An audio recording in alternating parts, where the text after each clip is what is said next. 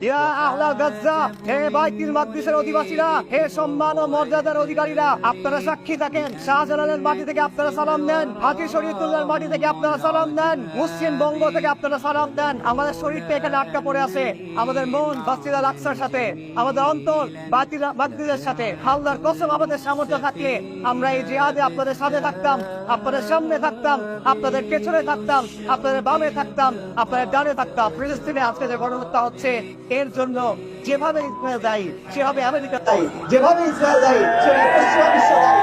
হিন্দুত্ববাদ এবং মুসলিমবাদ একে অপরের মিত্র। তারা পুরো বিশ্বের মুসলিমদের বিরুদ্ধে চক্রান্ত করছে, তারা বাংলাদেশের বিরুদ্ধে চক্রান্ত করছে। অনেকেই প্রস্তাব তুলেছেন পাসপোর্টে এক্সেপ্ট ইসরায়েল নীতি পুনর্বহাল করা হোক। এটি একটি সঠিক দাবি, এটি একটি সম্মানজনক অবস্থান। এই দাবি পূরণ করতে হবে।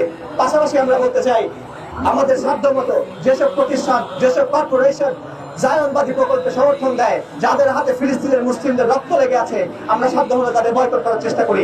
সবশেষে আমরা বলতে চাই, রমাদানের শেষ 10 দিন আসন্ন, দোয়া কবুলের সময় আসন্ন। আপনারা দোয়া করেন আল্লাহর কাছে। দোয়া কবুলের সময়ে, ইফতারের সময়, সেহরির সময়, তারাবির সময়, তাহাজ্জুদের সময় আল্লাহর কাছে দোয়া করেন। মুসলিমের জন্য দোয়া করেন, বিজয়ের জন্য দোয়া করেন, জালিমের বিরুদ্ধে দোয়া করেন, ফিরআউন এবং নমরুদের বিরুদ্ধে দোয়া করেন, কুফরি শক্তি এবং শিরকি শক্তির বিরুদ্ধে দোয়া করেন। ওয়া আখিরু দাওয়ানা আলহামদুলিল্লাহি রাব্বিল আলামিন।